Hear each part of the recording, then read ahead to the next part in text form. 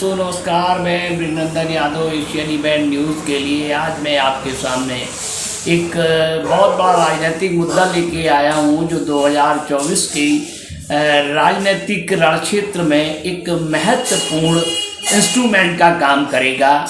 वो ये राजनीतिक मुद्दा है कि अभी तमिलनाडु के अंदर प्रवासी मजदूरों के ऊपर जिस तरीके से हमले किए गए, उस हमले को लेकर तमिलनाडु और बिहार राज्य के बीच जो सामाजिक सौहार्द है उसको बिगाड़ने की कोशिश की गई। लेकिन वहाँ के वर्तमान मुख्यमंत्री M.K. स्टालिन ने तत्परता दिखाते हुए तुरंत के तुरंत वहाँ प्रवासी मजदूरों से भी मिले और पुलिस ने FIR दर्ज किया उस ट्वीट और उस वीडियो के खिलाफ जिसमें प्रवासी मजदूरों के ऊपर हमला होते हुए दिखाया गया। और उसकी बहुत राजनीतिक गर्मी बहुत तेज हुई और राजनीतिक गर्मी की तेज हुई देखते हुए सारे राजनीतिक दल उसमें सक्रिय हो गए। और ख़ास तक देखने में आया कि तमिलनाडु पुलिस ने FIR दर्ज करके उसमें कुछ लोगों को गिरफ्तार करने की कोशिश की। अभी हाल में गौरतलब है, अभी हाल में हिंदी भाषी खासकर दो राज्यों के प्रदेश के बड़े नेता, एक उत्तर प्रदेश के पूर्व CM अखिलेश यादव जो समाजवादी पार्टी के राष्ट्रीय अध्यक्ष हैं, और बिहार के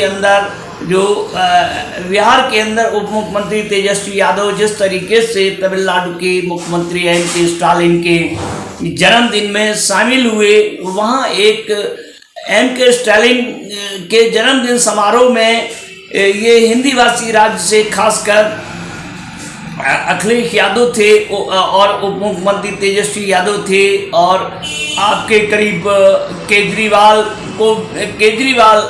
भी की निमंत्रण आया था लेकिन वो नहीं गए। और दूसरी तरफ आपके कांग्रेस के राष्ट्रीय अध्यक्ष मल्लिकार्जुन खड़गे जी थे। और खड़गे जी के अलावा वहाँ पर मुख्य रूप से ये मतलब डॉक्टर फारूक अब्दुल्ला जम्मू कश्मीर के पूर्व मुख्यमंत्री और नेशनल कॉन्फ्रेंस के वो अध्यक्ष भी रहे हैं। और इस तरीके से वहाँ बहुत कवायद हुई और तमिलनाडु के बड़े मतलब कई लीडरों ने साथ दिया। अब देखने में ये आया है कि खासकर आखिर भारतीय जनता पार्टी को इस कवायद से क्या बेचैनी हुई। भारतीय जनता पार्टी को सबसे ज़्यादा कवायद से बेचैनी हुई क्योंकि वहाँ जिन राज्यों से लोग आए थे उन राज्यों में सर्वाधिक लोकसभा की सीटें हैं। उत्तर प्रदेश में 80 सीटें हैं, बिहार के अंदर 40 सीटें हैं, तमिलनाडु भी 20 से ऊपर सीटें रखता है। देखने में ये आया है कि करीब 100, 150 सीटों के आसपास ये राज्यों में सीटें आती हैं। अगर दिल्ली को भी उन्होंने बुलाया था और ये आपके वहाँ क्या ये पश्चिम बंगाल की मुख्यमंत्री ममता बनर्जी को भी निमंत्रण भेजा था लेकिन वो किसी कारणवश नहीं आ पाई। देखने में ये आया कि इससे भारत जिस तरीके से तीसरे मोर्चे की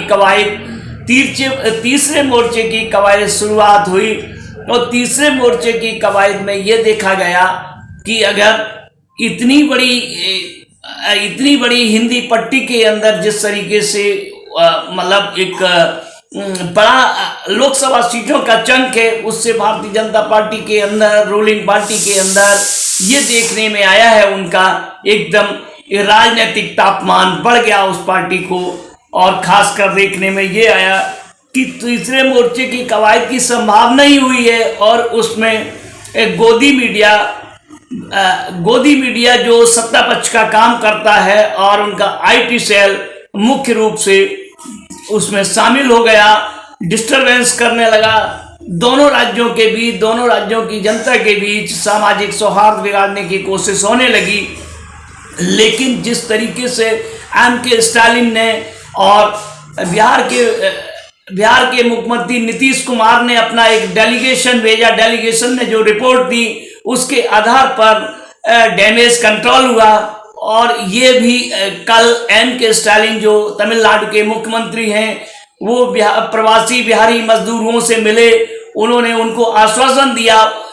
उधर भी मजदूरों ने कहा कि हम तमिलनाडु में 5 वर्षों से रह रहे हैं और हमारे स्थानीय स्तर पर यहाँ भाईचारा है, ऐसी कोई परेशानी नहीं हुई है।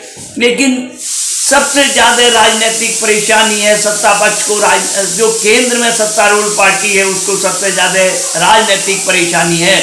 लेकिन जब से बिहार के अंदर नीतीश कुमार और लालू यादव का गठजोड़ हुआ है, तब से भारतीय जनता पार्टी के नेतृत्व के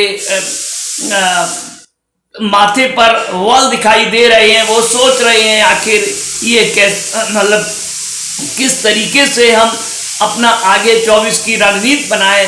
जब 24 की रणनीति बनेगी तो उस 24 की रणनीति के साथ साथ ही बड़े बड़े राज्यों की सीटों से ही अंक गणित सुधारा जाता है और लोकसभा के अंदर अंक गणित का खेल है। अब देखना होगा कि तमिलनाडु और बिहार का सौहार्द चढ़ता है और जनता इसको किस रूप में लेती है, और गोदी मीडिया और भारतीय जनता पार्टी का IT सेल इसको बिगाड़ने में कामयाब होता है या नहीं होता, या तीसरे मोर्चे का परवान चढ़ता है। आखिर ये तो जनता ही तय करेगी।